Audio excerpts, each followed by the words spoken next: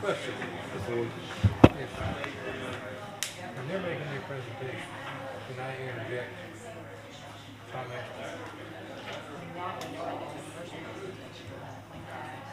I think we need to have some questions. What I put forward.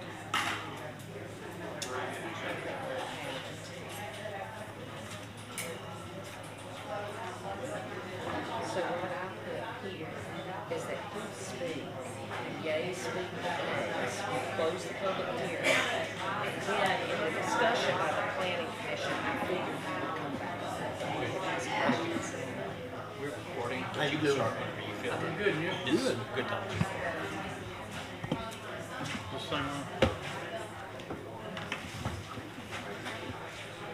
Yeah, I think it was. All right, it's 6 o'clock. And the Planning Commission for what is today, July the 14th, 2026, has now begun. I wanted to start just with some opening comments, and it's easier for me to read them than it is to try to do it off the cuff. But we have a kind of a difficult meeting part of it tonight. It's kind of difficult, and I just want us to be reminded of something before this all takes place. So, first thing I'd like to say is it's so great to see this many people here tonight. We have rights within our country, our city, and it's nice to see people that are exercising these rights, and we're doing it in the name of community. And community, I think, is a really important word as we go through this tonight. So with that being said, I'd like to remind you all that as we share our cares and concerns about our community, we're just that, a community. A community first and foremost that goes to church together, football games together, city events together, does business together, has dinner together. We've raised children together. The list could go on and on. We love and care about this community and mostly care about each other. I ask that we all keep in mind that we're all here because we care about Clinton. Every single one of us cares about Clinton. And although our opinions may differ during this meeting tonight, and we may not all be pleased with the outcome, a love of this community is what brought us here. And that spirit and those relationships must prevail. Our connections are what make Clinton so very special. So I just want us to keep that in mind. Okay? Thank you. Yes. So I also want to add, this is not the old heart feeling thing, this is just a fact. But as we begin this meeting, please understand that the Planning Commission is the first step in this process. We are an appointed group of volunteers who have spent countless hours studying ordinances, learning about our roles in city government, and preparing for meetings. While our decision is valued and important, it's not the final say. Our elected body, City Council, has the final say on any recommendations made by the Planning Commission. And with that, I want Robbie to share. He's just got some responsibilities Yeah, of the I've plan. got some similar comments to make, and just so we all understand why we're here, what the Planning Commission does, and what our charge is. And I go back and read in my code book. I keep it with me all the time. I go back and read chapter 1 to see, to remind myself what it is we're supposed to do, because sometimes in the hoopla we forget what we're supposed to be doing. So here's my few comments. The City of Clinton Planning Commission was formed because of state law. State law requires municipalities to have a planning commission to do the work that we're charged to do, and I'm going to tell you about that. One of the things is to come up with regulations concerning health, safety, use, and aesthetics to be implemented to protect the residents of the city. And that's our primary responsibility, is protect everybody that lives there. Ordinances are not merely to provide the minimum regulations necessary to ensure safe and orderly growth, but also to ensure that growth becomes an integral part of our city and enhances the quality of life for the entire city. That's for everybody. In the comprehensive plan Consideration is given to prevent the overcrowding of land, to avoid undue concentrations of population, and to lessen congestion on streets. And that speaks to the quality for the entire city. They regulate the density and distribution of populations, and to facilitate a convenient and attractive and harmonious community, which goes into what Heather said. We are a community, and we need to remember that and keep each other in mind. We have just spent a lot of time working on the update for our comprehensive plan, which we're going to have ready in the next, I think at the next meeting. Phil, is that right? We're going to have our work done, and we've been working on it for several months to update it. The last comprehensive plan was done in 2019, so it was overdue to be updated, and we've done that. We've almost got it ready.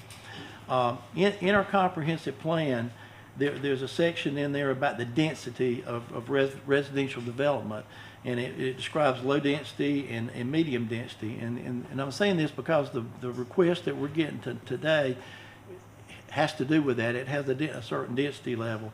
Low density residential development in our comprehensive plan is characterized by areas by larger lots and predominantly single family homes. Those neighborhoods are generally located to the west, south, and east of downtown Clinton and reflect established development patterns.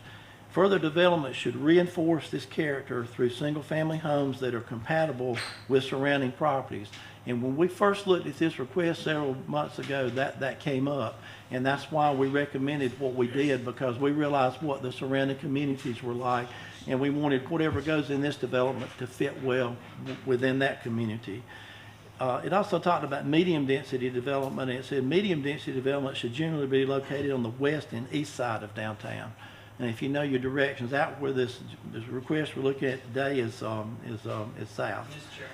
Yes. I would like to note that the information you're providing today is just general information about what the planning commission is versus getting into the individual. Okay. Well, I can talk about that later. But just remember what I said about what we do. We're an advisory committee, like Heather said.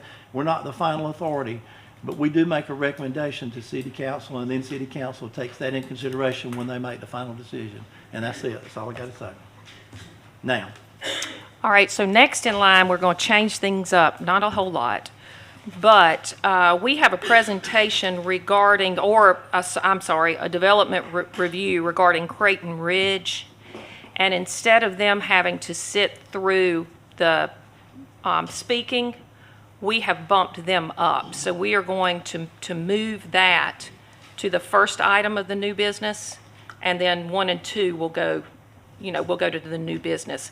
But I need a motion to approve that, and then a second. I'll make a motion to do that. Okay.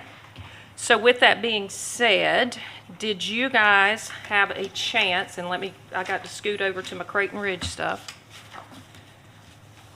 All right, so at the last meeting, we had a presentation, and Joseph Dykes is somewhere around here, and he can speak if we have questions. But we had the presentation, and there were items to be addressed, and it appears that all 7 items have been addressed.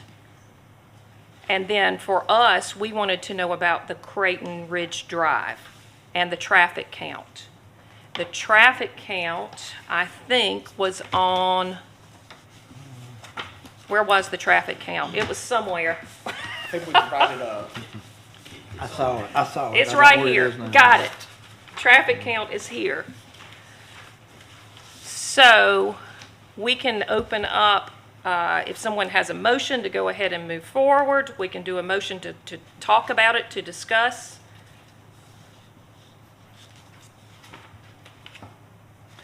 Okay. I make a motion, we discuss it a little bit more, because that's what we said we were going to do at the last meeting. We were going to think about it and then discuss it a little more about All the right. roads. And the main issue is the entrances to this subdivision. Right now, there's only 2 proposed entrances and exit to the subdivision. Is that correct? On Palmetto Street, through Lydia Mill, and through Creighton Ridge Drive, through Hampton Woods. Okay. Creighton Ridge and Beach Street. Yeah. Yes. Yeah. All right, is there a second to open up the discussion? Second. Okay. All right, so what's the discussion? Do you want him to Well, tell us about the I traffic didn't know. I read counts, or- something in our packet. I can't find it now, but Joey can help me. The city, you said the city was in the process of taking over the maintenance on Creighton Ridge Road. Is that right? The city has not officially taken that over. We're waiting on the developer to provide us with some information so we can take it Okay, but that's in the process right now of doing that. I don't know how y'all think, that does make a difference, because you need to know that who's gonna maintain that road, because it's gonna get a lot of use. You're gonna have, that's gonna be where all the construction traffic comes in. It's obviously not gonna come through, the mill where you've got a one-way street coming in. And it's pretty tight over there. I've been up and down that street several dozen times in the last month, and it's pretty tight over there. So I think the coming in from Hampton Woods is gonna be the main entrance and exit for that subdivision, which unfortunately goes through another subdivision that's already there.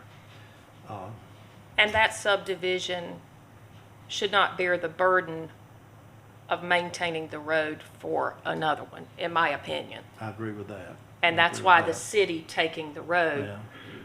would be beneficial. Does that make sense what I'm saying, Joseph?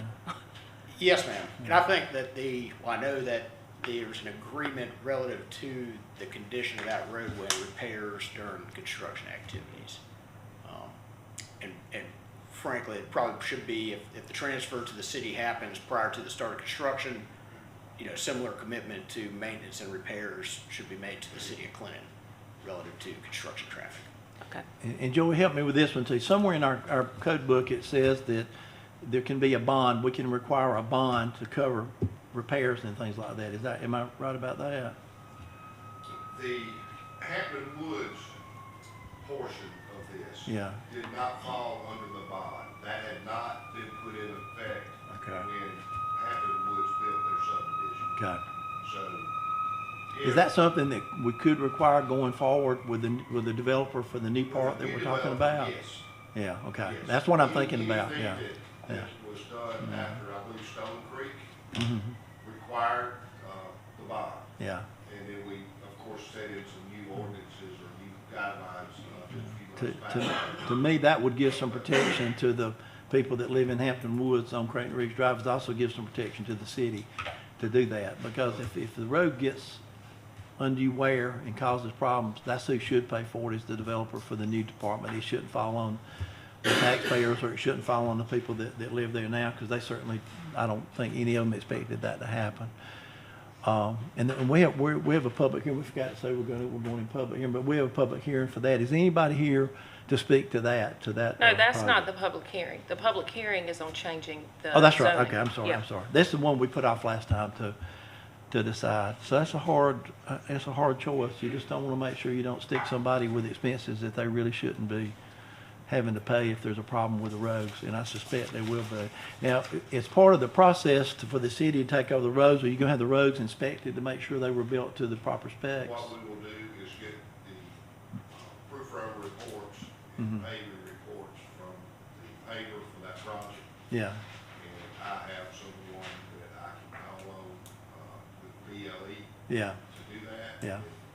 If needed, we can do core samples to see how those. I think that'd be wise to do that, because we really don't know, because none of us remember how those roads were built, yeah. Let me see what we Okay. have to, Yeah. what his I reports would say show. to go forward, we need you to do that and to provide us with that, just to make sure we know what we're getting. They may have been done great, and they may be done where we're not gonna have a problem, but unfortunately, we've had some problems with some roads not being built correctly lately, and they're having to be corrected. Thank goodness not at our expense, but it's just something that we need to be conscious of, that it could become a great expense for us if we don't handle it well. In this particular situation, it will be on council. Once he makes a request, the Yeah. council will take him over, and not on the planning Yeah. commission like our new Yeah, guidelines say. yeah. So that's what this in the staff report. It says Creighton Ridge Drive is currently owned by Kenny Jeffcoat, the original developer of Hampton Woods. The roads have been intended for transfer into the city road system, but the formal application before council has not been made as of yet. That is correct. I think that's not totally correct. So what do you think? Leave Charlotte Road, before you get to the Hampton Woods, the second Hampton Woods development, that property was developed by Harry Agnew Development, and that has never been conveyed to the city. The first 300 feet is owned by Harry Agnew. You're Correct. correct. Mm. And the second portion of it is owned by the developer of Hampton Woods Section 3. Okay, I didn't know Yes. that. But the entire thing is Creighton Ridge Drive, Yes. and the intent is both Harry Agnew's portion and Kenny Jeffcoat's I portion. have not spoken to Harry Agnew, just. Right. But that's the intent? I would think that would be the intent. Yeah. And I would think that the developer that Mr. Dykes is working with, that is the intent that has to be worked out. Can I speak to that a little bit? So, yes, our client's under contract with Harry Agnew. There's been a lot of coordination between him and Kenny relative to the condition of that roadway, separate from a transfer to the city for that portion that Kenny owns. From their agreements, any of those repairs would fall on our developer to make the repairs. I think it's also prudent and appropriate that in the bonding for the final plat, which is that performance and maintenance bonding for the roadway, the new infrastructure, I think it's appropriate and reasonable for our developer to bond both the new roadways that they built, as well as those portions of Clayton Ridge out to Charlotte's Road, the DOT road, as part of that bonding effort to cover any repairs that may have been made during the construction activity. And I think they'd certainly be comfortable with that and understanding of that being included in their bonding. I think that's a very good idea. What do y'all think? I think council would be, Pleased with that, yeah. yes. Yeah. And that bonding takes place, at the time of final platting. Yeah. Is how it's. Yeah. I think at the very least, you need to do that. And that's just to protect us and to protect the residents that are there now, not to get stuck with a repair bill on the roads that they didn't anticipate having trouble with. Because there's going to be a lot of wear and tear during construction. Sure. It's just part of the process. All right. So any more discussion? Motion? Making a motion. You can make a motion to approve the development review. Am I saying that right? Yes, preliminary. Okay, the preliminary review. You can make a motion to do anything else.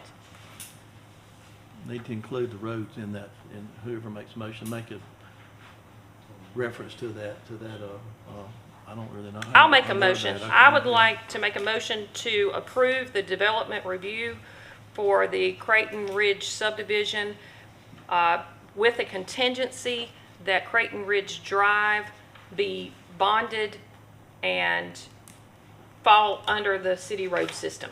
Did I say that correctly? With the developer taking on the repairs. With the developer taking on any repairs from construction. That's right. They would take on repairs from construction and then put in place the maintenance warranty bond at the time of final platting for that section roadway.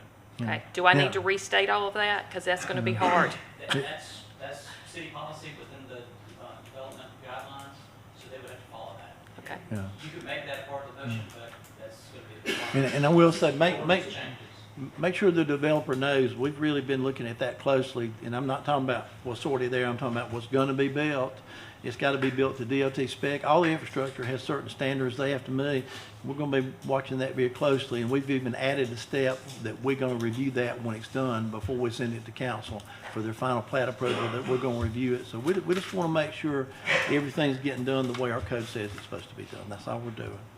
But they need, just remind them and make sure they understand that. Okay? All right, so with that motion, do we have a second? Second. All right, all in favor, raise your right hand. Any opposed?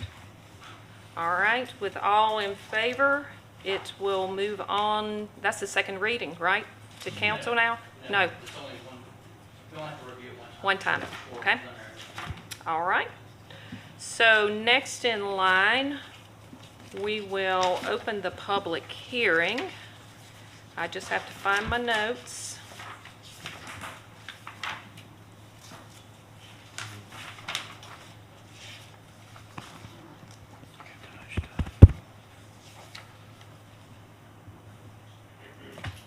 Okay.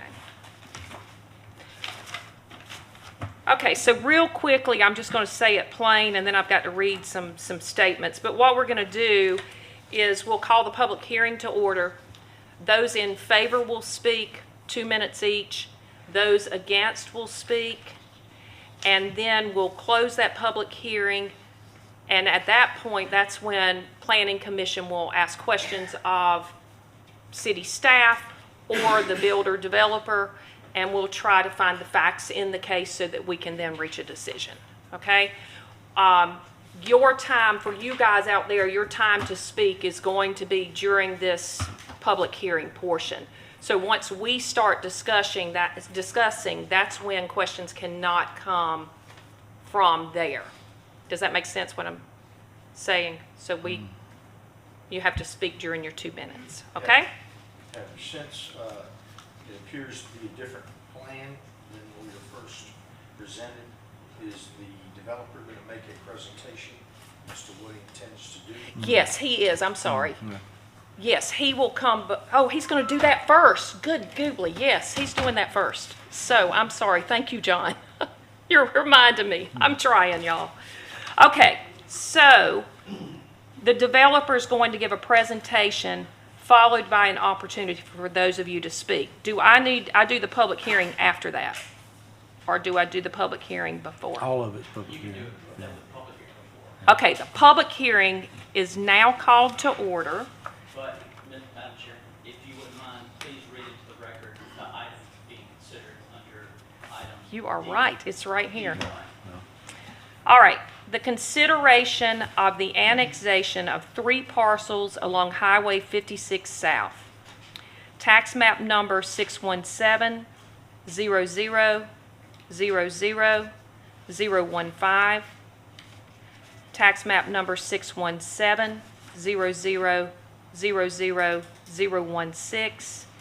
And tax number 617-00-00-028, with a zoning assignment of agricultural reserve, residential 1, residential single family 2, residential single family 3, and commercial 3.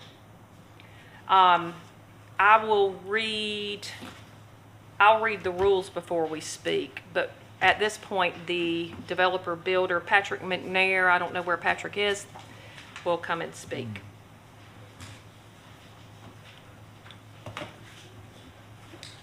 Hey y'all, good evening. Patrick Nair, President Miranda Homes. Many of you know me, I was here about a year and a half ago, and we've had a long adventure since, but here to present Cambridge Farms. We have a good list of due diligence materials, and I'll list those, brought them in paper too if anybody wanted to look at them. Also, for the commission, if you needed a bigger version of this to look at, we've got a couple, so just please let me know. I know that on the screen it's small and hard to read, so. So somebody, I'm not controlling that. Next slide. You just click? Yeah, Thank make you. sure it's gonna work. It's- Yeah. Give me just a second. There we go. All right, location, I think at this point, most know where this is, but as far as location goes, we're on Highway 56, right next to the Ingalls. You'll see that red outline there, and the Ingalls is just north of that red outline touching it, so that's the location. Property is just over 300 acres, owned by 2 parties. We came about a year and a half ago with this plan here, the original city plan. We had brought 607 total lots for the commission and council. And the amenities on that site were just a clubhouse and pool. I mentioned that to show you. Later, we have improved that and what we're bringing forward tonight. In that interim, in the year and a half, we were zoned in the county by right with no zoning hearing required. So we were by right. We submitted a plan that did follow their ordinances. And that was 523 total lots. And it had a clubhouse and pool. And so that, and I know everyone in this room knows, so I'll say it, was denied by Planning Commission. We felt that was unjustly done. We followed the ordinances that were by right zoned, and a Lawrence County judge agreed with us.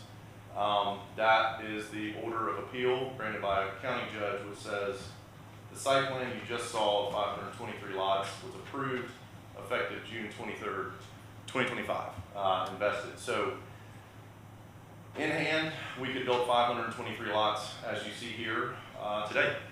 And you're probably wondering Why am I standing here? You know, I've worked a long time with the city on this, and city staff. I live local. I live within 30 minutes of where we stand. I was born in South Carolina. We are a local home building company and developer, and we make our reputation on our name. I have to go to the grocery store, and I'm sure somebody will say they saw me on the news tonight. And so I think it's important that this being as close to the city as it is, that it be part of the city. I think there's a lot of upside and opportunity, and I'll speak to that. And so I thought it was important to take one last shot here and get in front of the city, and let's see if we can make this the best possible project for the city. And in doing so, what we did, that's 523 lots approved. I said, let's make it better. And we have had conversations with staff and various folks in the city to try to ask, you know, what does the city want here? Like, what is going to benefit the city? What we are presenting is 490 total lots. It's 117 less than what we proposed a year and a half ago in front of you. And it is actually 33 lots less than what we're approved to do today.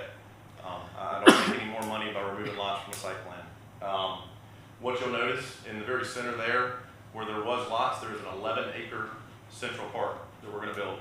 I don't make any money off of that. That is all infrastructure costs. We took those lots out of what was approved in the county plan and tried to put something in the middle of it that the citizens could use, love. Walking trails, a full-size athletic field, a cooking area, a fire pit, a playground. Across from that, we kept the swimming pool as well that was already in the county plan.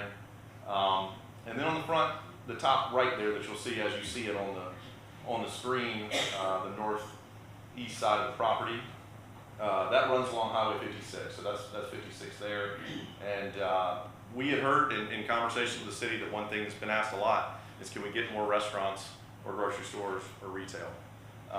The one thing that a site plan like this and a neighborhood like this provides is it encourages retailers to come.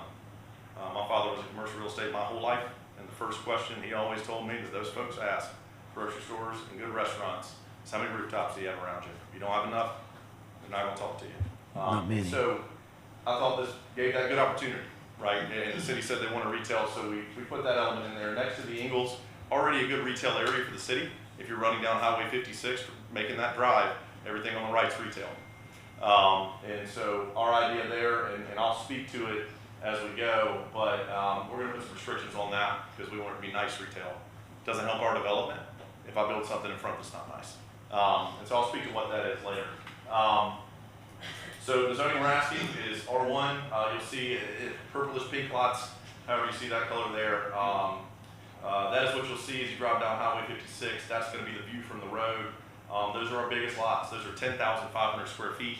And just so that everyone, I know you know, but so everyone knows, R1, which is the least dense zoning that Clinton has,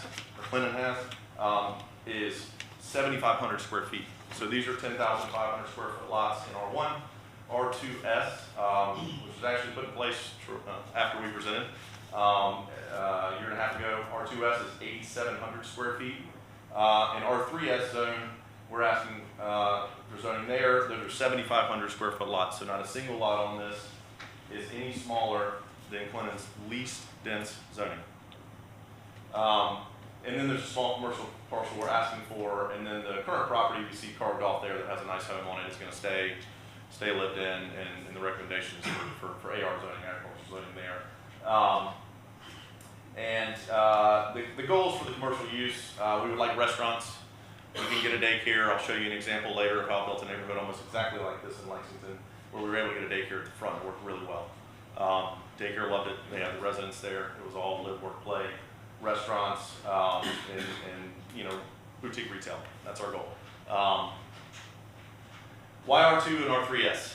Patrick, everything is above 7,500 square feet. Why don't you want R1? So when you look back at the plan here, sorry, going the wrong way. The yellow section is one type of home. The blue section is one type, and the purplish pink is one type. Purplish pink is our bigger houses, and I'll show you those later. It hits that second move up, you know, that nice luxury buyer. The blue houses are kind of the first move-up buyer, nice ranches, things like that. And then in the middle, those yellow lots are for entry level, your workforce housing, the things you're going to need as jobs come, as growth comes, that kind of housing. The reason we're asking for R2S and R3S is because of the width limitation on R1. Having the 50-foot width of R3S in the entry level helps us keep things affordable. And that's important if you're trying to help the workforce. You're talking policemen, firemen and women, right? People like that need homes, need to be able to afford homes in the city, and don't need to have to go to another city that's not Clinton to live. And so in order to do that, I gave an example here where we're still doing 7,500 square foot lots in that section to give the size lot, but they're 50-foot wide lots. And what that helps us do is I put it in front of that little picture on the right. In front of those lots for the 50 feet instead of 70 feet, that's 50 feet of road, curb, storm, utility, sidewalks, etc. It's 50 feet of infrastructure costs versus 70. And when I've got somebody who's just barely qualifying to buy my home, that matters, the cost that goes into it. And so that's why we're asking for that. With that said, those customers will get a bigger backyard than if I went with a straight R1 of 70 by 107. By the way, that's the sizing. That person, if I went with a straight R1 lot of 7,500 square feet, 70 by 107 per ordinance, would get no more than 20 feet of backyard. On these, they're going to get, I think it's over 50. A very usable backyard. Where people spend a lot of time, backyards. Where do they fence in? Backyards, not side yards. And so that's the reasoning for this. I think it'd be a nice touch.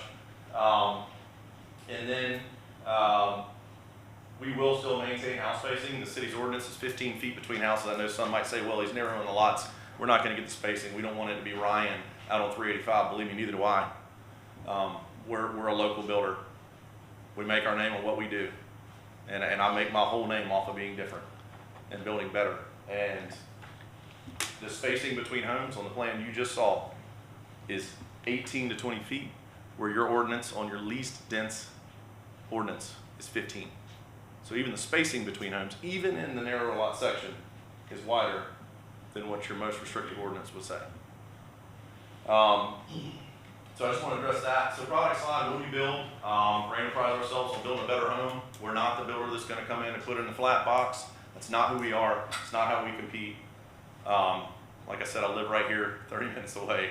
I got to go to the grocery store to see people. Got to go to church to see people, right? If I just go build garbage, it's not going to be great. It's not the name I want. And so these are the more, on the narrower lots, is our entry-level homes that will fit. These are the first move-up homes. Obviously, we'll have more, but these are just some good examples. You have some farmhouse style, you have some craftsman, you have different types of elevations. These are the big homes. Really made our name off of this. My business partner and I, we had a company years ago that really made our name off of this, and this is what I love to present. This is what I like to make my bread and butter. But very nice homes here. Due diligence materials, we have it all, I have a stack here if anybody wants it, but I know the commission has gotten it electronically. We do have a wetlands study that has confirmed, this is done by an outside independent wetlands engineer that is licensed, that none of the property, as far as structures, will be built in a floodplain or wetland. I know that's been a question in the past. That has been confirmed. It is not. And actually, if you go back a couple, you will see on this site plan, you see the wetlands on it. They're shown, and they're in green, and we're leaving them natural. Love to have walking areas around that. We also have a property survey, a site plan as you're seeing, traffic study. It is here, and the commission has it. One thing, SCDOT, this is not us, this is South Carolina Department of Transportation, said that Highway 56 is nowhere near planned capacity for SCDOT and is considered low use. I get it, but that's South Carolina Department of Transportation said that. So we have two right decel lanes into the community that we are supposed to install. Phase 1 ESA property is free of environmental hazards, and we have utility will serve letters.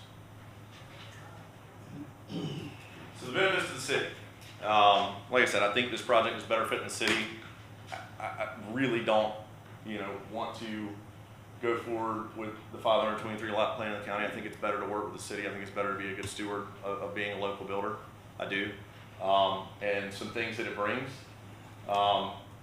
There's an estimated $6.4 million over the next 10 years for the city.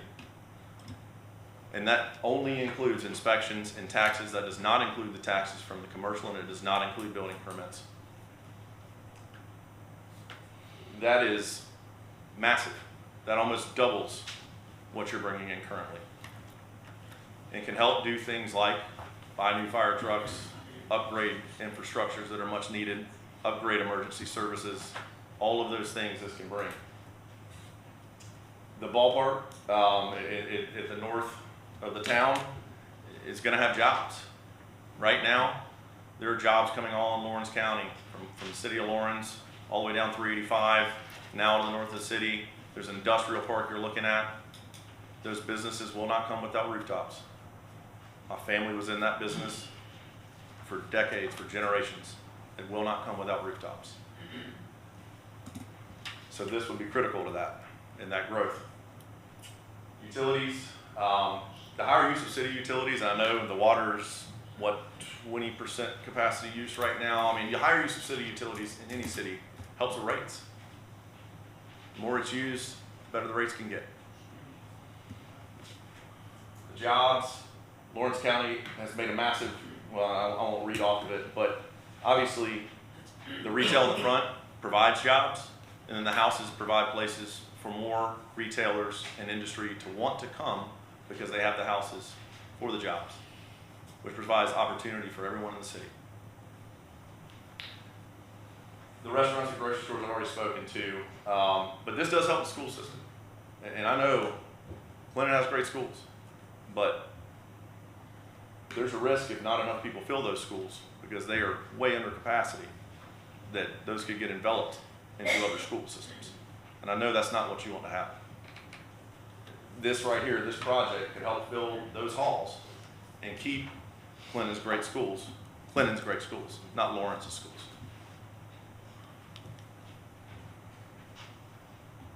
So I wanted to address, there were some previously submitted questions, there were questions submitted through the process, and I want to try to address everything I can right now to hopefully help with the questions going forward.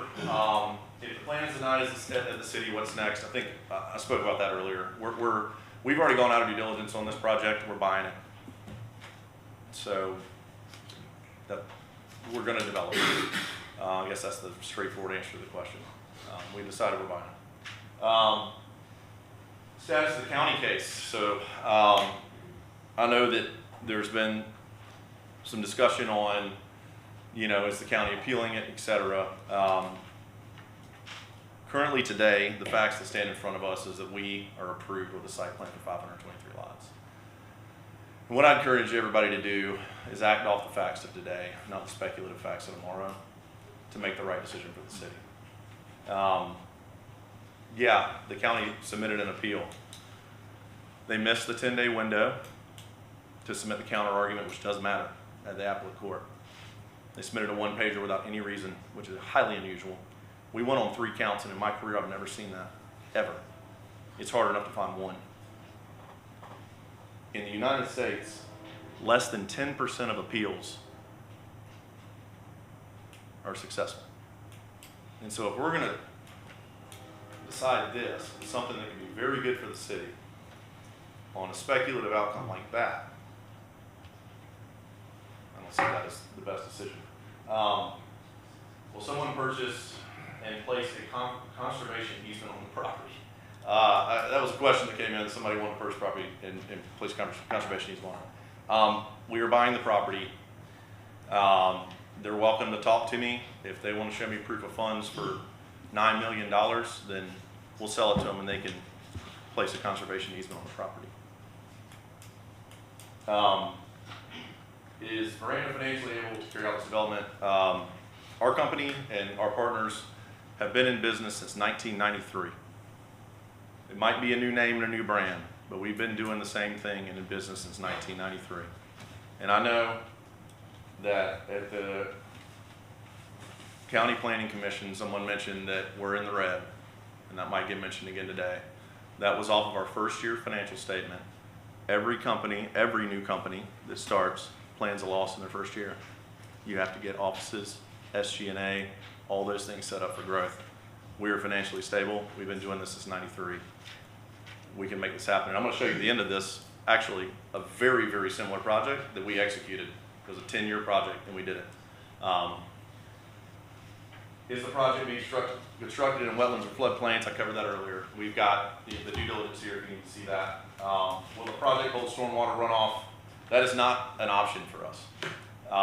That is DES. That's a governmental authority that doesn't get decided today. We submit construction documents and plans, and we have to, and staff's welcome to correct me if I'm wrong here, we have to make sure we don't discharge more than something that's already being discharged. DES won't approve it. You gotta have 100-year retention ponds, and those are on the site plan, by the way, you can see them. So that's a governmental authority that makes sure that happens. How many years will the project take to develop? Good question. Our estimate's 10 to 12 years. Are you gonna get 490 families overnight? No. This is a long project. We're making a commitment and investment in the city of Clinton, and we see it worth it. You know, we love your staff and everybody we work with. We think very highly of the town and everyone we've gotten to meet with, and we think it's worth the investment. Will the project be developed in phases, providing all price points? Yes, we are going to develop it in phases. I would say 4 to 5 phases. We're happy to provide a phasing map. And we do plan on each phase to have one of each price point in there because we want to service each buyer every time we deliver a phase. That's important to us. And so that will be available in all phases. Who will move here and why? Well, currently, there are folks who work in Clinton who can't live in Clinton. They're having to go other places to try to find a home. So there's that. There are also a lot of jobs coming. There are the industrial parks. There are all those things coming around us. And the folks that will be working in those jobs, right? Which benefit all of us. Are the homes needed for the commercial element? I think I addressed that earlier. It's an absolute, without question, yes. That the chicken before the egg is homes first, then you get retail. What is the plan for the commercial element? I think I spoke to that earlier. Boutique retail, restaurants, and possibly daycare, things like that. Is Highway 56 able to handle the traffic? The traffic study says yes. They're asking us to put in 2 decel lanes. We are going to do that. That is at our cost. That's the traffic study. Why Veranda? We're local ownership. You know, there are other developments in town that are being built by those who the ownership sits in DC or in Texas or in New York or several other places, right? I'm right here, 30 minutes away, my partner and I, and we care about what we build. And I can tell you, there have been other towns, cities that we've gone to and we've built in, and they were glad to say, Veranda's our partner of growth. Veranda's our partner of the right growth because they're going to do it the right way. We got HBA Greenville's Builder of the Year for that reason in all of Greenville. We have a good local partner, Heath Davis, who will come up and speak in a second with his 2 minutes, who has a 10-year track record in commercial and can help us out in a lot of ways here.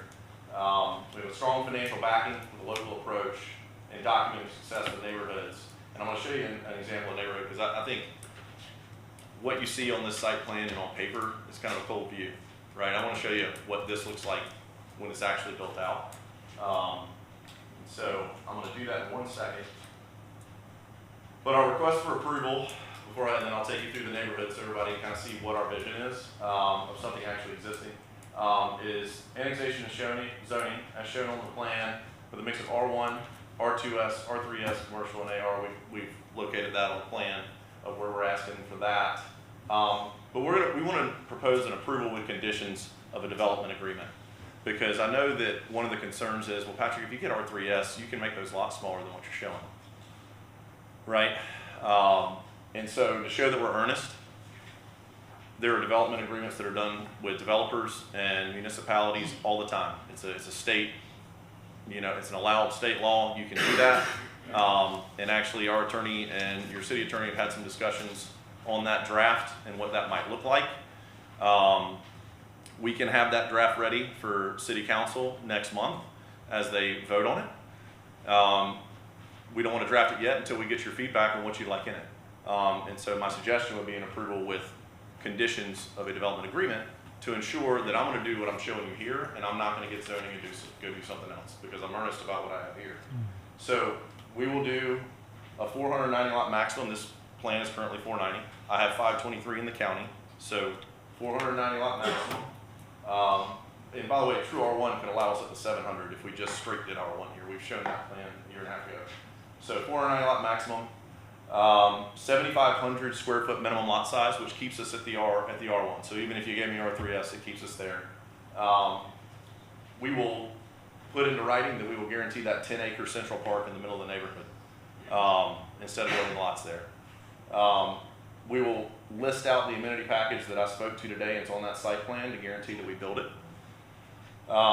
We will guarantee the community will be encumbered by an HOA to make sure it's maintained and upkept.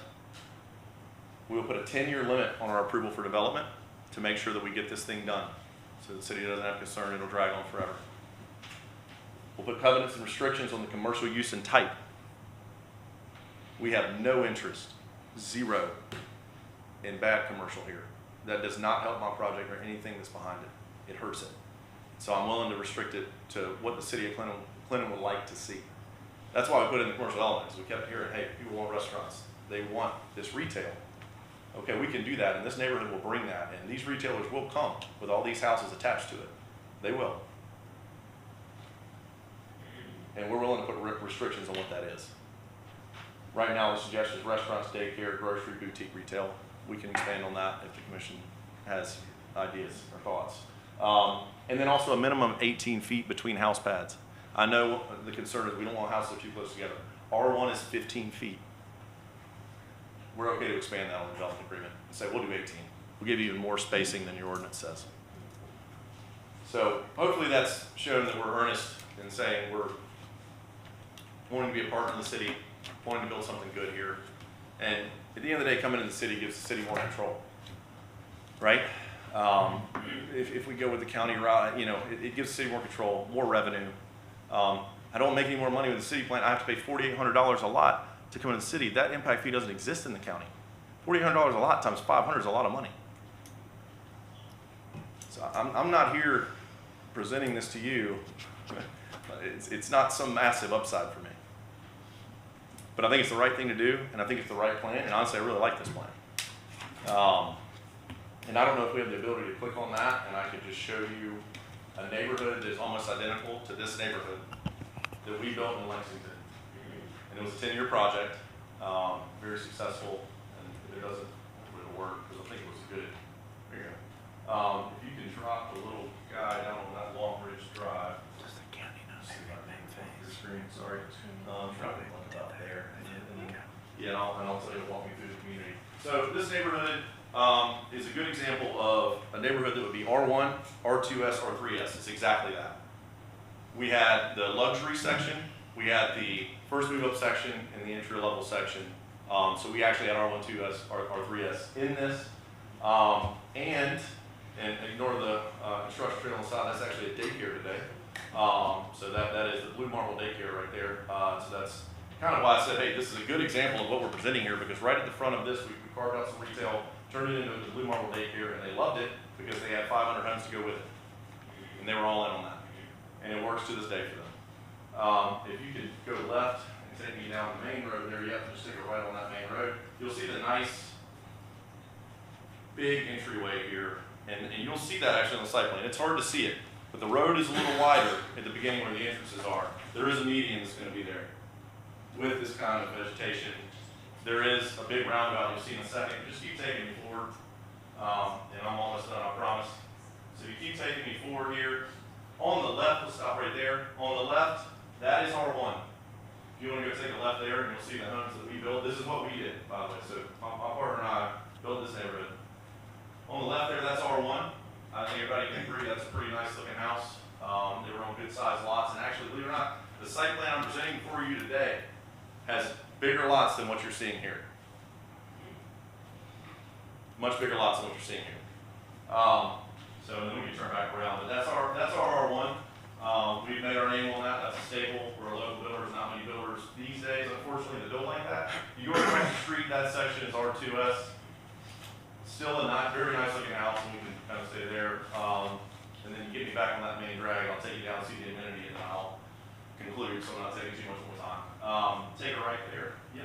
And go straight down. So you continue your main spine road here down the road, very good looking spine road, and just keep rolling.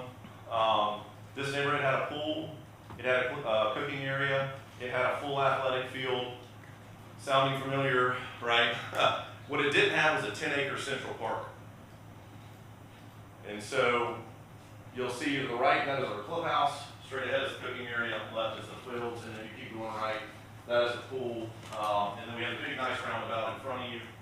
That leads you to 3 more sections, which are also R1, R2S, R3S sectioned out. And so we are trying to build a better version of this. And in most places I go, when people look at something like this, they say, that's what I want in town. There is nothing like this anywhere in Lawrence County we built throughout it. There's not. Not with this kind of infrastructure and how this looks and the amount of amenity and 10 acres of a central park and the size lots and the boutique retail. This will be a destination. This will be I want to go live in Clinton community. This will be I work in Clinton and don't need to live somewhere else community. That happens all throughout South Carolina, and I can tell you. And so for us, we think it's a great move, it could be a great partnership with the city, and hopefully we get this one and we could be a partner of the city going forward. And that's what we make our name on. We build a better product. And so hopefully y'all agree. And I'm here to answer any questions now and after the meeting, if anybody has any. So, Thank you. We'll probably get you back up here when the Yeah. Planning Commission discusses, and then some of the speakers can share Yeah. while they're speaking some of the questions, and we'll jot those down too. Thank you. Thank you.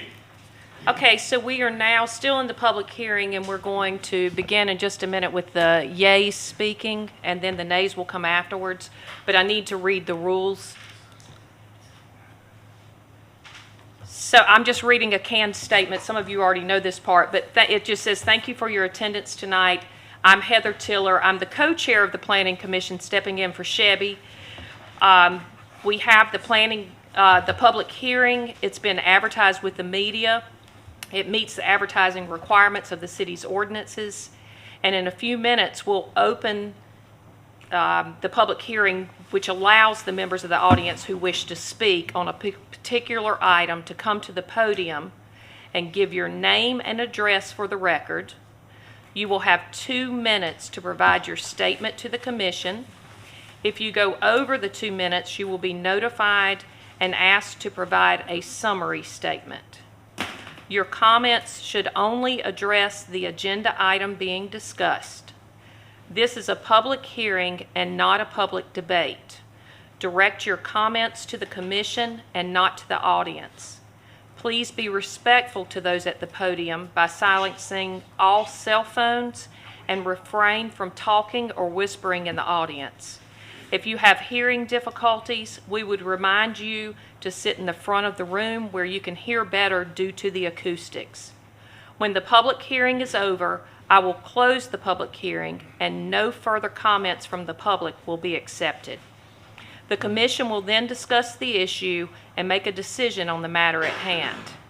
Once the decision is made by the commission on the item that you are interested in, you may leave quietly before the next item on the agenda is discussed. The Planning Commission makes recommendations on items scheduled for public hearings. City Council will have the final say in whether tonight's items will be approved or denied. So once again, the item on the agenda is for the 3 tax map numbers that were already read earlier. on and near Highway 56 with the R1, R2, R3, all single-family home designation, along with agricultural reserve and commercial 3. And Danya will call the first yay. She's the timer boss, so she will also run the timer. Okay, first is Dabbs Davis.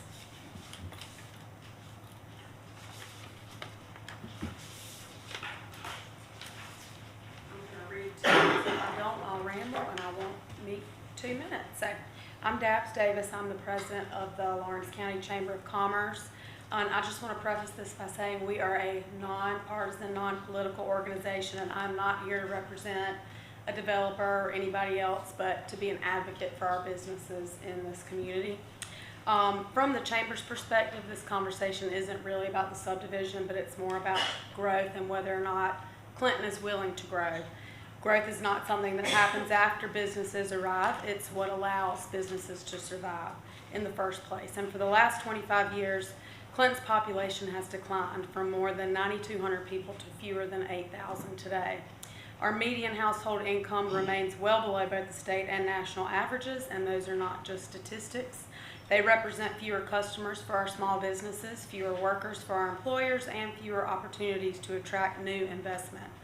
And at the very moment, as he stated earlier, we have so many new industries that are currently investing in this community and right here in Clinton. And they're creating high-paying jobs, and we have to ask a simple question. Where will those people live? A lot of these are skilled jobs that require people to move here from outside of this community. If we don't provide housings, they're not going to refuse the jobs. They're simply going to live somewhere else. They're going to grocery shop, visit restaurants, pay taxes, and their spending is going to go to another community. People often say, we need more restaurants, we need more retail. Those things don't come first. They follow rooftops. Businesses don't open where they hope customers will come. They're going to open where customers already live. Growth also doesn't have to mean sacrificing quality. Thoughtful, well-planned neighborhoods with green space and amenities and diverse housing options are exactly the kinds of developments that attract families and professionals and investment while strengthening this community as a whole. I also understand the concerns about traffic and infrastructure, and I can stop there if you need me to. So, She can do a summary statement. Is that what the rules said? You got a quick summary statement? but those concerns shouldn't stop growth. It should help shape it. And choosing not to grow is a choice, and we have that choice here, and I think it's important that we have a say in that growth and what it looks like. So, Thank you. Thank you. Andy Howard.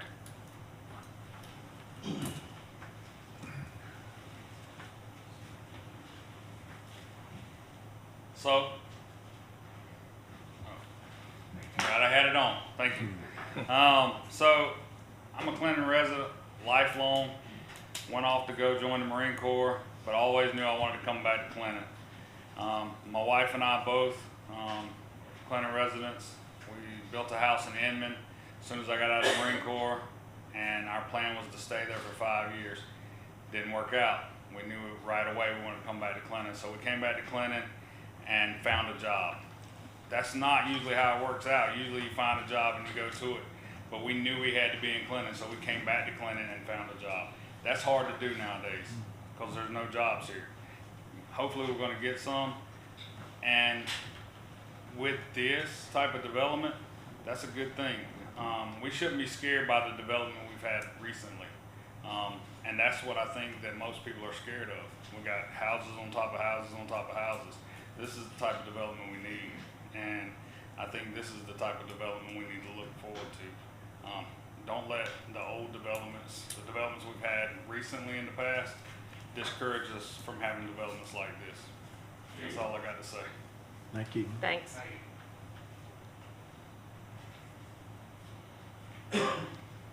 Marvin Moss.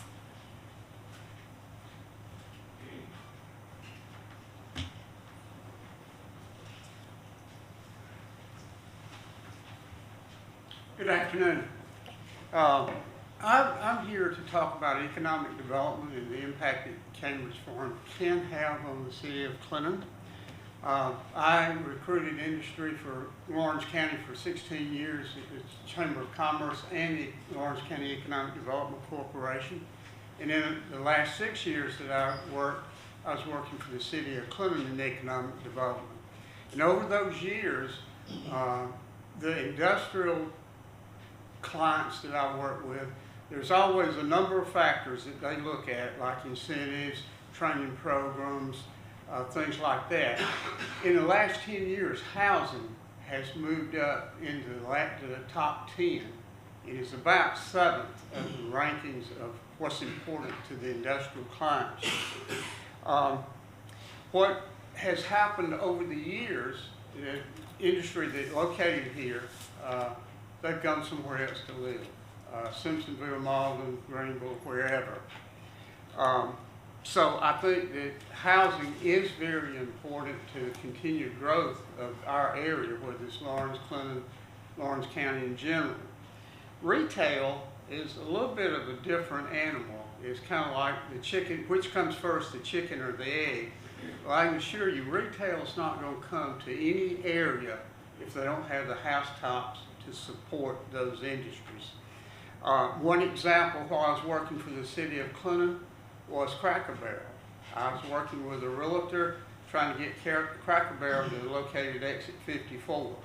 And they said no. Said we cannot rely solely on traffic off the interstate, that there's just not enough residents in the area to support the Cracker Barrel. Right now, there's about 10 to 12 vacant buildings in downtown. And, you know, we've got to have people to shop in the retail. And I think Cambridge Farm would be a great fit for Clinton economically, with increased tax base, utility base, and the spending power that those folks are going to bring to Clinton. Thank you. Thank you. John Loomis.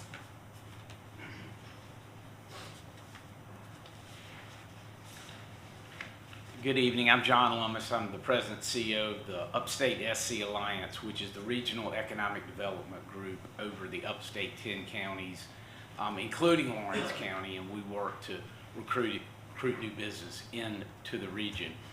The upstate has had a lot of success over the last few years. Last year, $7.6 billion in new investment, 4,500 new jobs. Lawrence County in 2026 has had over $582 million in capital investment and 1,019 new jobs created. These people have to have a place to live. Over the last 5 years, Lawrence County has grown at a rate of 4.5%, Clinton at 2.9%.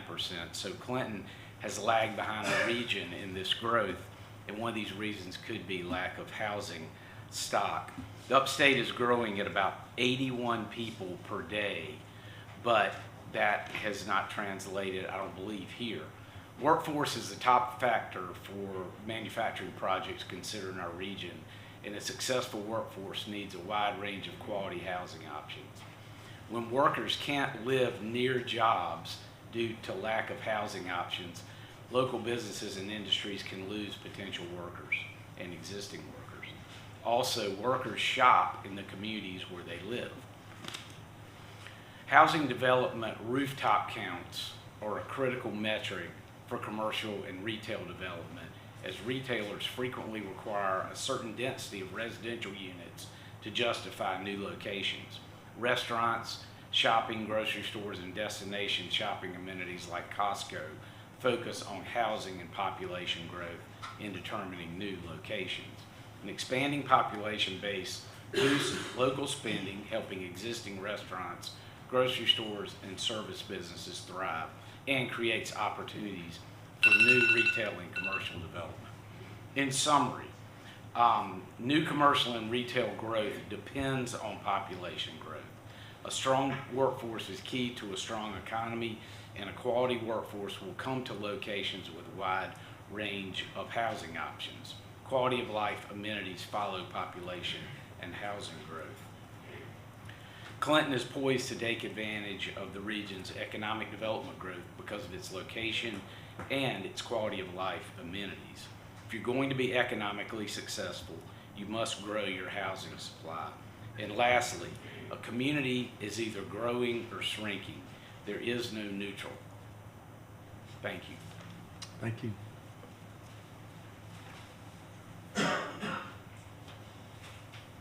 John Suter.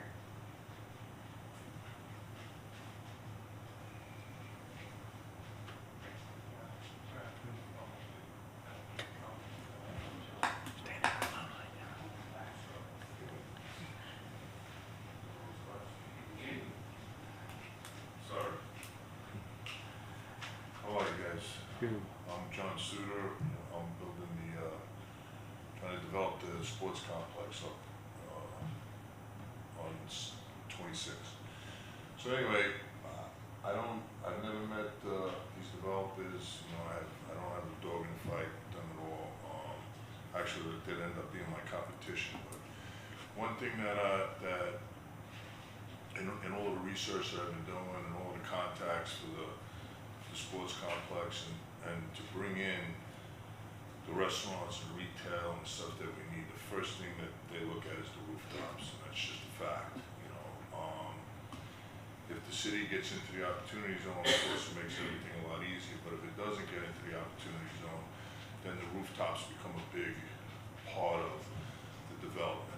For me to bring in the kind of restaurants and retail and stuff, that the sports complex itself is gonna bring in a lot. There's people looking at us now. But the rooftops, it is a factor, and they look at that first and foremost. That's what they're looking at. So, I don't think that the city should be afraid of the growth, more, look at the quality of it, but, we need the growth for the jobs and everything that I'm looking to bring in, you know what I mean? So that's what I wanted to just let everybody know, and when you're looking at these subdivisions, because I built subdivisions too, is that I look more at the quality of how it's, structured, how it's gonna look, and kind of, investment that the builders are putting into it. Like I said, I don't know these builders, never spoke to them before, but we can use the rooftops, that's for sure, down here as far as what I'm trying to do, So, that's all I got to say. Thank you. Thank you. You guys. Danya, I think where we marked through Patrick McNair and Heath Davis, I think Heath is going to speak per what Patrick had said. So we marked through it thinking because he was presenting. Mm-hmm. So we need to call him back before we go to the nays. Okay, do you want to do that now before Mr. Galloway? Yeah, he's Okay. speaking for 2 minutes. Okay. And then Galloway will come next. Absolutely, okay. Heath Davis. How you doing? I'm Heath Davis. I'm actually from Greenwood, right down the road from you. I wanted to speak to both of you, if you don't mind. No disrespect. I've been in your area before. I had a place down from my house, is 90 acres, somebody wanted to put 87 mobile homes in it. We didn't have infrastructure, it was gonna be 87 septic tanks and 87 wells. On this point, we were doing a development down in Greenwood that means a lot to me because I live on the south end. And over the years, nobody's cared about South End. So, He's having trouble hearing, yeah. There you go. we're actually developing a housing project down there, but we're also bringing retail to restaurants that we didn't have. So when Patrick and I talked about this, he cut out a lot of his profit, but the cost stayed the same. Because when he took it and put a park in it, that's 10 acres. When he did asked us to do the commercial, that's less he's gonna spend, but he's not, make, because, infrastructure for it's still there. I think our biggest thing is I always like to fill Mayberry. I think we all do, especially from small towns. you know, is bringing something to the community that means a lot. Now, y'all have seen a lot of housing built lately. This is not what you've been seeing. If you want to go to one of these developments that Miranda's done, you understand it's a whole different situation. Most of them won't pay to have sidewalks put down. Sidewalks. Nobody's gonna give away a park, you know, and, for me to bring the commercial in, we have to have rooftops. And I know that sounds crazy, but once that dirt is, pushed away, then the time starts. And I'm willing to meet with the community twice, and discuss what type of commercial stuff you'd like to see here. Can I keep on since I'm? Do a summary statement. Okay. So in short, listen, we're gonna do a good thing for you. My partner and I, Jim's sitting over there, he's actually a cardiologist, from Greenwood. We're, you know, everything we do, it's not about money for us because we have, you know, other sources, but we wanna bring you good things to good areas. And I don't wanna see your town die. I want my family, I got twins and another boy, it's 3 of them, I want them to stay in Greenwood. And you've got to have stuff like this for people to remain in your town. So thank you, and I'm honored to be a part of this, and cutting down 500 and something homes to 400 and something homes and adding retail, I'm excited for y'all. But, and I'll be here for you, that's the only thing I can tell you. Thank you. Thank you. Morris. Morris Galloway.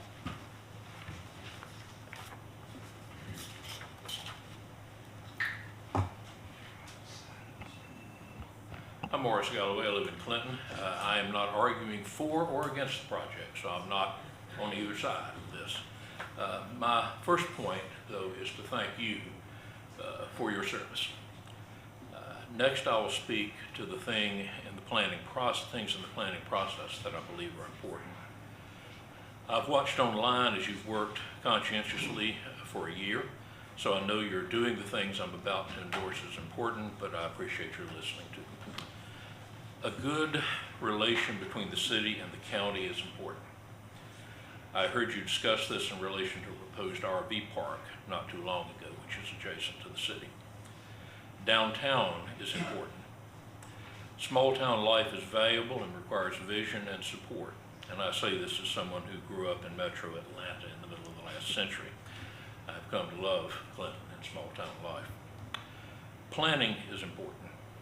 I know it has had a checkered history in this county, but growth brings challenges and opportunities, and I am looking forward to seeing the comprehensive plan. So I wanted to come mainly to thank you for your service, and I'd like to end on that. Thank you. Thank you, Thanks. Morris.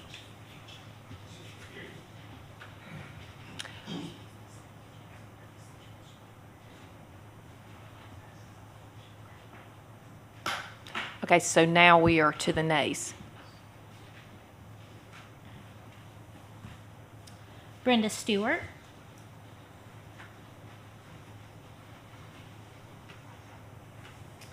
Thank you. I'm Brenda Stewart, a Lawrence County resident of 35 years. I followed this proposal from the beginning with great interest as I am a neighbor in Mary Oaks. They present it as meeting our R1 lot size, and of course it does, but the request for R1, R2S, R3S, and commercial on R1 lots is definitely a departure. We do not need any more R3 of any style. I've talked to many of you, and several on the actual planning commission have agreed with me. With already 22 approximate homes approved within the city limits now, many of which are R3, we don't need any more struggling new builds out there. We know that these developments that are out there now currently being built are struggling to sell. Before we add nearly 500 more houses in different forms or sizes, we need to ask what planning need is this really serving? He spoke earlier about a destination. Mary Oaks is a destination, and it's one full of trees and neighbors and walkable, much different than what was proposed. The proposed development sits at the southern entrance to our county. The county has already denied this, and I know he's spoken to it now, but none of the communication with you in advance has spoken to the denial at the county level, 5-0. I also have, and I'll hand this to her to give you, a statement from Wes Metz, the county attorney, with the timeline of events from the very beginning. It is an active litigation. It has been appealed, and it is an active litigation. I also confirmed, one of the concerns the county had was the wetlands and the Bush River and the concerns about any damage to that. Additionally, I did a FOIA request and confirmed that the developer requested private meetings with you all, small meetings, so that they could avoid the Public Meeting Act and give them a time to paint a pretty picture. According to one of you, they did do that, just as they have shown us today. What I'm asking you to understand and really reinforce, check with the county, but they are going forward with an appeal, and their counsel will not allow them to do that if they don't think they have a good case to take it to appeal and win. So I'm asking you right now to consider the fact that it is in appeal and that we need to just take our time. I do appreciate what you all do for the city. I know that you all care and that we bring different characteristics and desires to the roles that we play. So I'm just asking you to consider now what's best for our community. Why do we need more now, and is this a fit? Don't put a square peg in a round hole. Thank you. Thank you.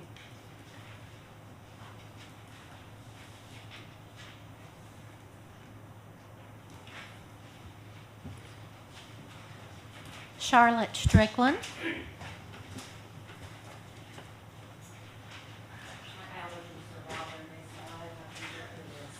I'm Charlotte Strickland, a native Clintonian, and I strongly oppose the Veranda Homes project.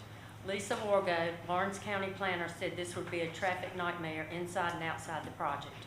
Tim Stoddard, Lawrence County Roads and Bridges supervisor, said, quote, "There are only 2 entrances to Highway 56, a lot of traffic to jump on one road leading directly to downtown. I think it's too much, too big, and that close to the city. It is another whole community," end of quote. With 490 houses, there will be approximately 950 cars going out in the morning with buses coming in. 18-wheeler traffic is already heavy, causing a traffic nightmare. I'm told the traffic study is grossly underestimated. I talked to the district engineer, who said there's no guarantee that turn lanes will be allowed, but if they are, they will be at the expense of the developer.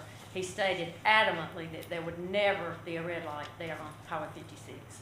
According to the Planning Commission purpose, your job is to prevent overcrowding and avoid undue concentration of population and lessen congestion in streets and preserve ecologically sensitive areas. This development goes against everything you were appointed to protect.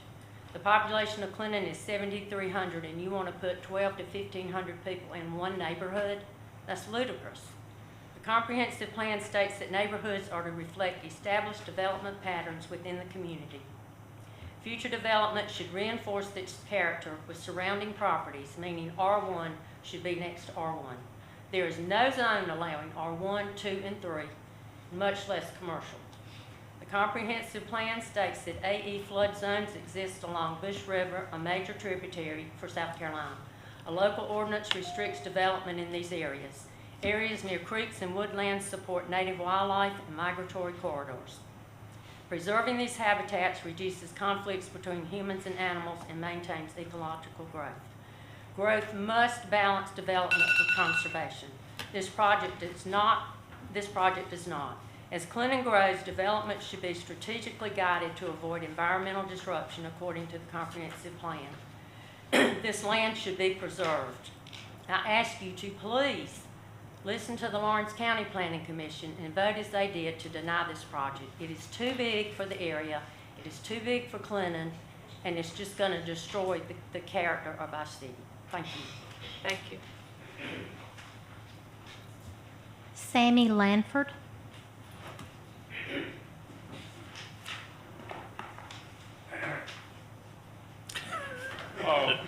I'm sorry, but Your hair I'm just looks growing good. my hair back. I had cancer all year, so that was my protection. But I'm Sammy Lanford, 1329 Bush River Road, which is right below the project. I also own the land adjoining the property said to be built on. I've lived there. I've lived here all my life. I've enjoyed Clinton. Clinton's a great community. I feel like that at this point I am opposed to this development. I really hate to see things vanish and then we get in the foreshadows or forgot about once the developer has moved off.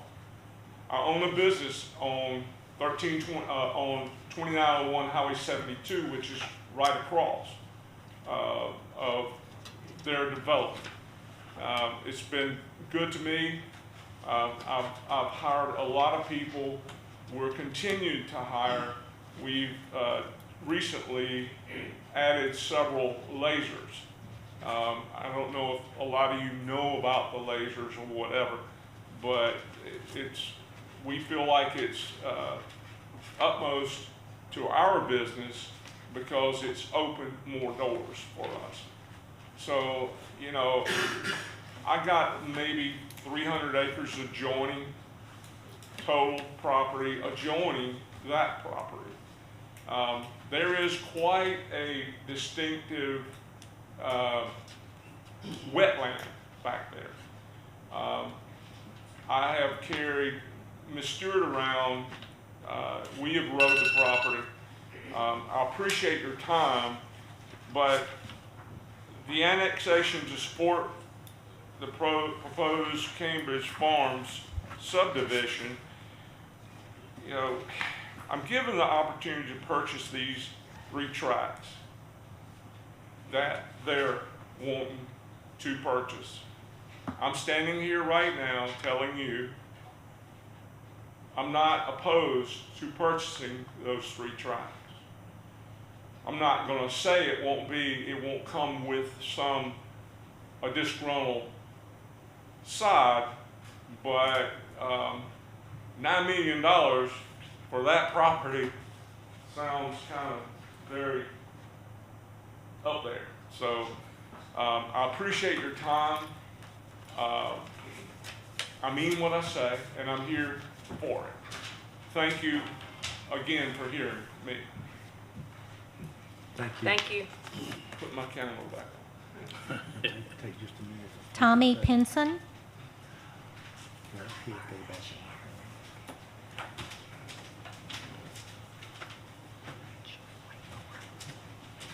Thank you. I'm Tommy Pinson, a resident of Mary Oaks.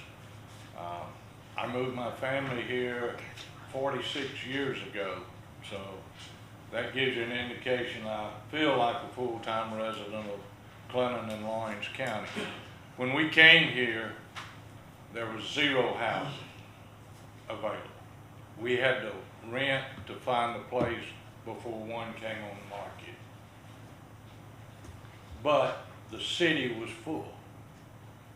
There was manufacturing available. There was jobs available. 46 years ago, you should think you'd improve. As of now, if you look around the city, there are too many empty houses, empty stores, and you can't go down a street in Clinton now hardly without finding a house for sale. We need to be looking at other things rather than building additional homes that can be sitting on the market. Thank you. Thanks. Thank you.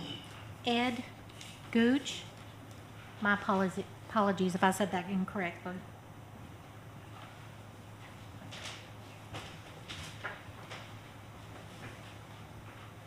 Thank you, Commissioner. My name is Ed Googe, and I live on the eastern side of Highway 56, directly across from the property that's in question.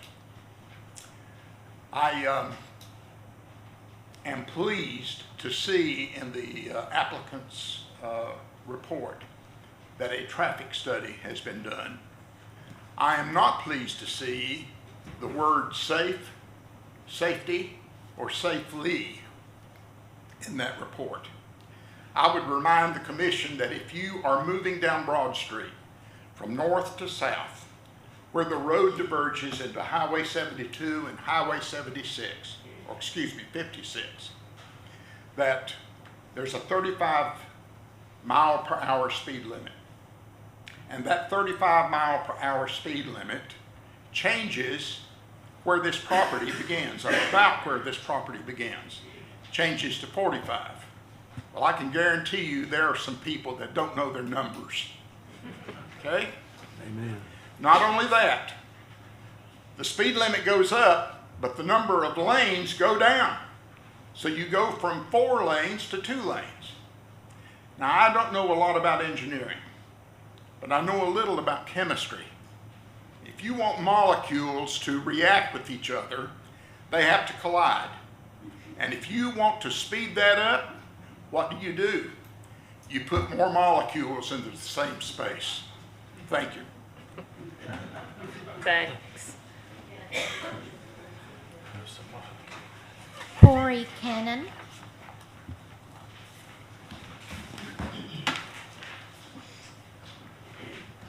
My name is Corey Cannon. I live at 207 Mixon Drive in Clinton. That's 30 seconds from the proposed subdivision, not 30 minutes. So it will impact me, whatever decision you make. I'd like to talk a little bit about my concerns concerning the subdivision. There are now multiple zoning designations, 5. We added a commercial zoning designation, which adds to the trafficability problem on South Carolina Highway 56. Yes, we can add decel lanes southbound, but there's nothing going to be added northbound to support that traffic going in and out of the subdivision and now more commercial development. Concerning the density and addition of these lots within the city, or within the county for that matter, my understanding is we've got 2,000 buildable lots and approved subdivisions in the city of Clinton. Let's utilize them. We don't need any more subdivisions. It adds to the emergency services that will be required, increasing fire and police protection. Stormwater management. I've been on Bush River behind Mr. Lamford's property, and it's the flow is very bad, very susceptible to flooding. Do we really need another subdivision which denudes the property and dumps water into that river? Yes, we can develop a plan that will slow that down, but it's still susceptible to flooding.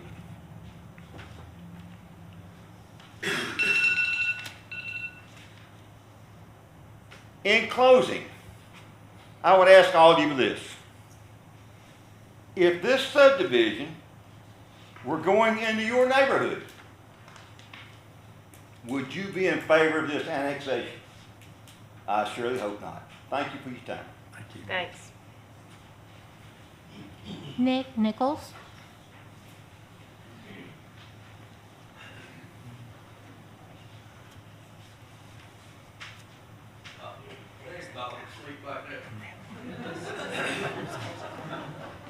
It kind of concerns me tonight there's a couple empty seats up there. It's such a big concern for the community. I don't know why they're absent, but I'm Nick Nichols and I live along Bush River, 2470, Highway 56 South. And what I want to talk about is the creeks, not rivers, creeks. On May the 26th, we had a pretty good rain come through Clinton. Were there any flooding around the college, Maple Street, that area? Did your neighbors have ponding in their yard? Did you have ponding in your yard? Well, let me tell you where that water around the college and on Maple Street and up here in town goes. It goes down Shell Creek. And Shell Creek runs under Springdale Drive. right before you get to Blue Marble, and right there at the gas authority. And I think you got a taste of development that afternoon with Shell Creek Manor. That runs right into it. And if it flooded, if your property flooded, or you had a concern, then it's going to be an even bigger concern, because Shell Creek feeds into Bush River at Joanna. Bush River starts at the upper end of Gary Street, and it takes into Clayton Farms, all back around down. My concern, my wish is put this on hold till you get a study done from the Corps of Engineers to make sure that the city, you're protecting the citizens that are already here in the town from flooding. Thank you. Thank you. Thanks. Nancy Garrison.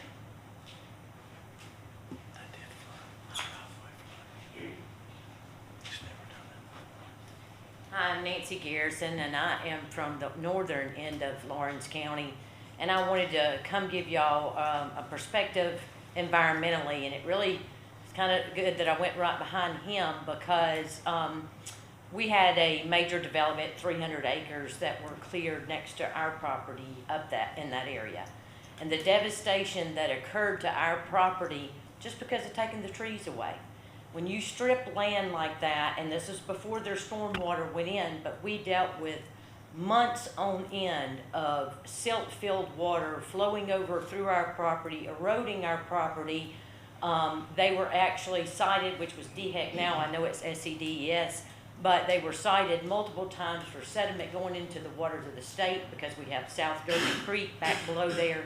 So, I mean, you know, there was nothing that could be done. DHEC came out, tried to get them to mitigate it, put out more silt fencing, everything that they tried to stop, and it was just a hill, but they stripped it. When you strip land like that, that's what occurs when you got that type of topography going down towards, you know, someone else's land.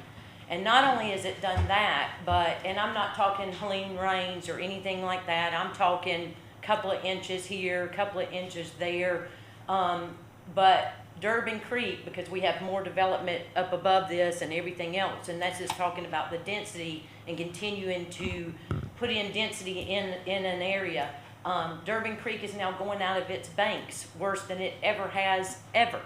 And so that plays a part into it. And I say, because where I'm at in the county is out of the city of Fountain Inn. And everybody's like, you gotta grow, you're dying. Well, all the people that have lived there, worked there, I've been there 33 years, are devastated as to what's happened to our area, actually, because we now can't, we sit we sit lung traffic, horrible traffic. So I actually say, yes, you want to grow, not opposed to growth, but your density and stuff like that truly matters. And I say, be careful what you wish for when you want growth, because of what it does and the damaging aspects of it too. Thank you. Thanks. Betsy Washam. Sorry. I'm Betsy Washam. I have been living in Clinton for 23 years. I live on Nottingham Road in Mary Oaks. And I would like to thank you all for being here. I once was on that side in a different state. I want to remind you of the official motto and slogan of Clinton. Do you know it? Small town charm in the heart of the upstate. This motto reflects the city's focus on its friendly community spirit and its convenient location in Lawrence County. So what makes a small town possess charm? Consider these points: green spaces, front porches, tree-lined streets, community gardens, low noise pollution, quiet nights, minimal traffic sounds, the ability to look up in the sky and see stars, scenic backdrops. For us, that would be farmlands, open spaces, a lake nearby, and people, a friendly, knit-together town caring for neighbors because they share a sense of community. So, yes, Clinton has started to grow slowly, 3.8% growth according to census.gov, which equates to about 300 people in 5 years. Yes, we could keep growing if we had possibly the infrastructure, but what I just would like to raise the question of, why are we considering this massive project when we do have 2,200 approved constructions in the city? And if 50 to 75 new residents a year was even doubled, we still have way too much available unsold new houses. So the subdivision being recommended will be out of character with the surrounding neighborhoods and look like a suburb or small city plopped into a, remember, charming small town. So I'm not against growth in conclusion, but measured growth is what I'd like to see, and I agree that this project is way too big. Thank you. Thank you.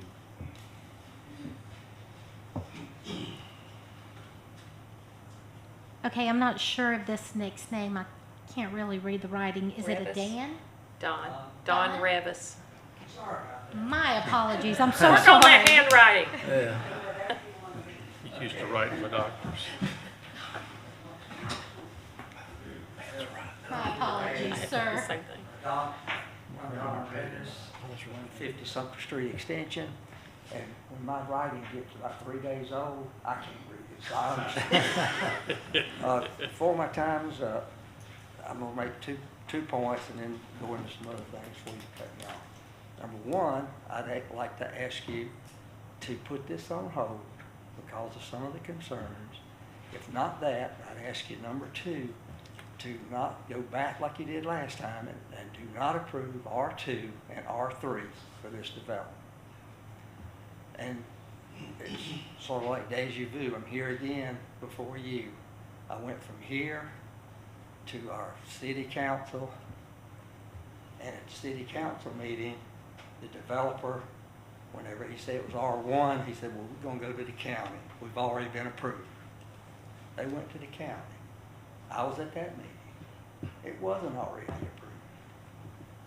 And whenever they were sitting on the front row of that meeting, and they were the last agenda item, it already, like you did, wanted to move everything up, so that'd be the last one. And when they voted no, all the members of their crew got up and paraded right down past everybody else and out, and the meeting itself, that was the last agenda item, and they just had to wrap it up and say, 2 minutes later it was over. I didn't think that was very professional. I think it was rude. But that's all I got to say. Thank you. Will Ferguson?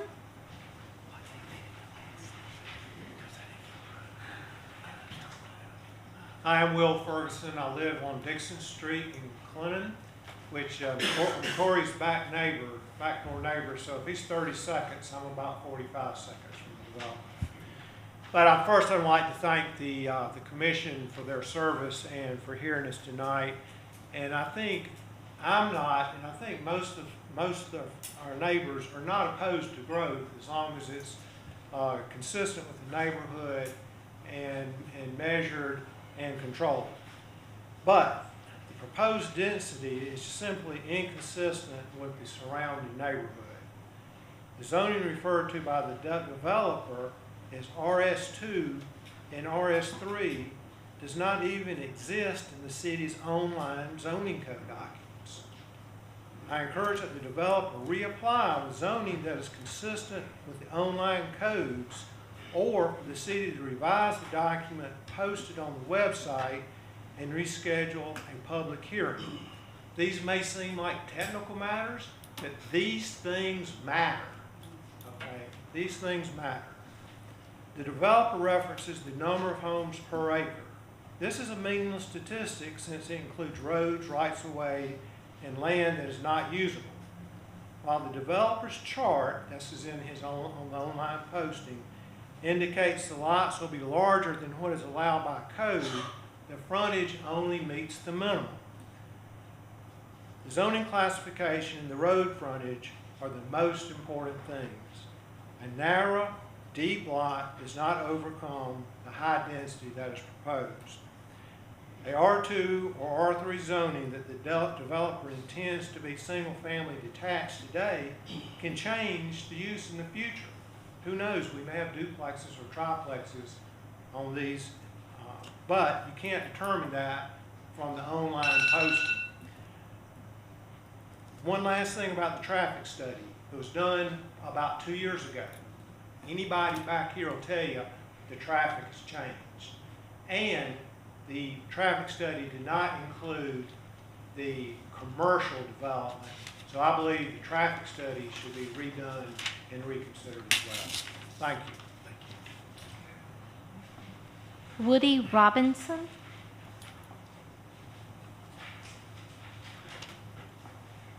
Hi, I'm Woody Robinson, and I live in Mary Oaks. Thank you for committing your time to the future of Clinton and for allowing me to speak tonight. I oppose this project for many reasons, one of which we already have enough housing projects committed in our community. So far, we are building it, and they are not coming, they being businesses and people. I respectfully ask you to oppose this proposal for a time when we need more housing and have all the necessary infrastructure in place. Excuse me. Furthermore, who is overseeing these projects to make sure they are finished as planned so we don't end up with clear-cut land and no promised community? Thank you. Thanks. Ship Robinson.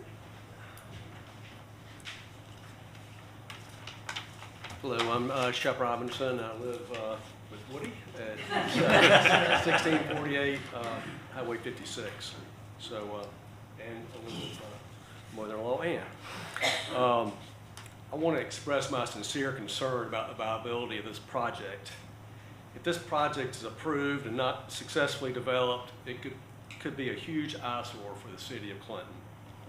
I was a real estate lender for a major bank for roughly 30 years. I can assure you that it is highly unlikely a loan on this project would have been approved during my working career. Chief concerns include the size of the project's too large for the size of the town, as people have said. Clinton already has over 2,000 lots approved for development. As we know, the absorption of these lots has been very slow. The location of this project is inferior to the other subdivisions. It's roughly 10 minutes away from the interstates, which many prospective buyers would utilize to get to and from work. I've been told by the city that the developer anticipates selling the R1 houses in the mid $400,000 range. There are no sales comps in Clinton or near Clinton which support sales at this level for tract home developments. Veranda is selling its houses in Foxbank in Gray Court for $350,000, and I would say those are your luxury houses. Sales prices at other residential tract home developments in Clinton have been decreasing. Look at Stone Creek and the Springdale prices. There's much more we all need to know about the developer's ability to execute a major development like this. I have seen Veranda's projects in Fountain Inn, in Greenville, in Gray Court during the past 2 days. These projects are small and do not compare at all with what would be required here at Cambridge. I'd encourage you all to go look at those projects. They don't look anything like this. They are as densely developed as you possibly can, and I'd encourage you to take a look at it. The bottom line is that Clinton does not need another failed development. Thank you. Thanks.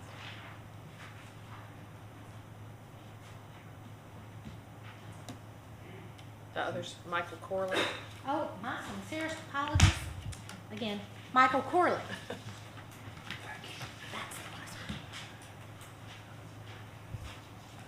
We almost left you off.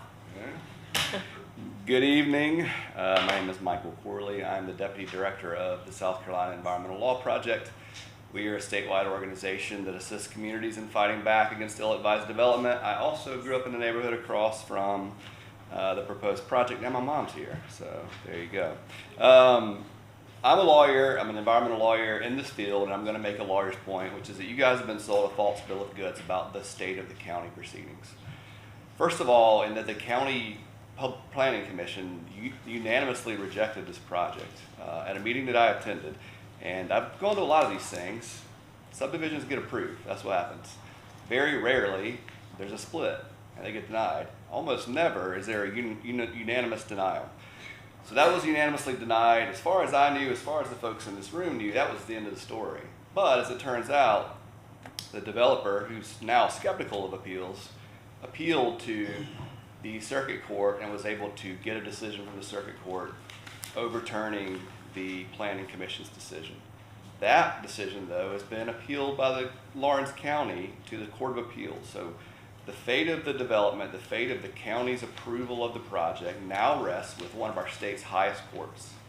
It's a court where my organization has spent a significant amount of time, despite the low success rate you heard quoted earlier, quite a bit of success, especially in the land planning and environmental field, in overturning lower decisions and protecting communities through that appellate process. If this annexation goes forward, just the practical effect of that will be that there's a case sitting in the Court of Appeals that will be taken, that will just dissolve away. They'll be stripping the jurisdiction of the South Carolina Court of Appeals. The Planning Commission, Lawrence County Planning Commission's decision, their authority, the same authority that you guys wield, will evaporate. That decision they made will no longer matter because based on your annexation decision. The time, the effort that I put in, that Lawrence County put in, that the people in this room put into that process, which is still going, evaporates. I don't know if it's legal, but I know it's bad practice. I know it's bad policy. I know that the city would not want the county to trample all over their process in that way. The county is very enthusiastically pursuing this appeal. I intend to participate in the appeal, my organization, on behalf of some people who are in the room. That's the place where the fate of this subdivision should be decided, not through this backdoor annexation route, while that other path is still going on. Thank you. Sir, we're sorry. We had the rules where you had to sign up before the meeting, so we cannot allow you to speak. Well, that saddens my heart because I'm visiting home. And I didn't know about the meeting until I was Right. short before 6 o'clock. And I would have signed up. I'm visiting my home. So if you would be kind enough to let me speak. You can go ahead and speak. You sound like a nice guy. I am. Thank you. I was stand up on my senior citizen leg when it lasts too much longer. The name is Raymond Copeland, 236 Bedford Avenue, Mount Vernon, New York. And don't let New York trip you, because I'm originally from Clinton, Furs Drive. I was born and raised there, and I left the city in 1959 because there was no jobs. Since then, I lived in Mount Vernon, New York, and I bought some property here in Clinton, which is Appalachia Road, Charlotte Road, in that vicinity. When I heard that the city limit had been extended on one side of Charlotte, but not on the other side, I was kind of hurt because I was hoping that the city would extend this out to my property, which would allow me to develop it. I'm a retired building contractor for many years. Matter of fact, when I bought that property 50 years ago from Mr. Georgia B. Thompson, I had the intention of developing it. But standing on that wall tonight, hearing all the particular things and yay and nay, I don't know if I would be able to do it. the main reason why I backed away from the development, because that was during the time when the Clinton Mill, Linden Mill, plywood plant, everything was closing down. So I immediately stopped the idea of developing because I figured who was gonna buy it.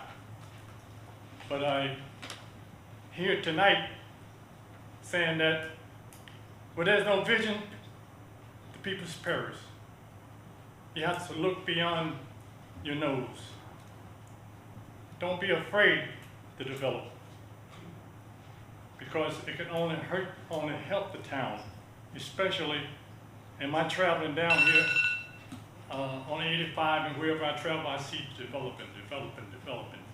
So you must ask yourself, do you want to be left out, or you want to be prosperous?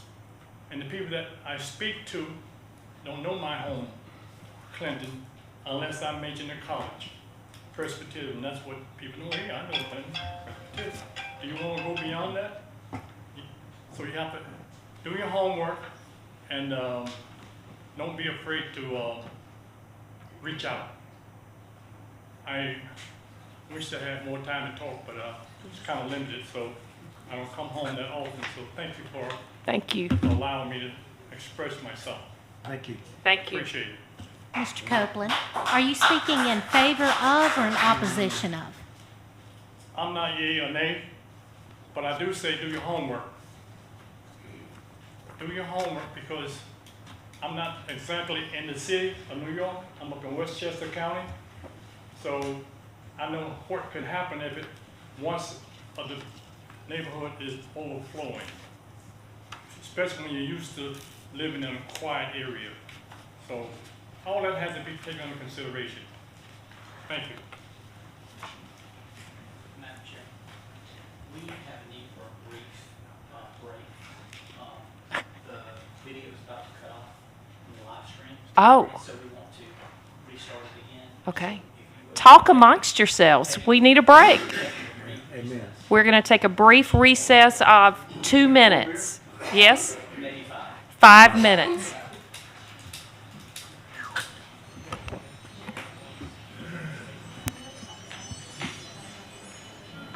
When you're ready. Yeah.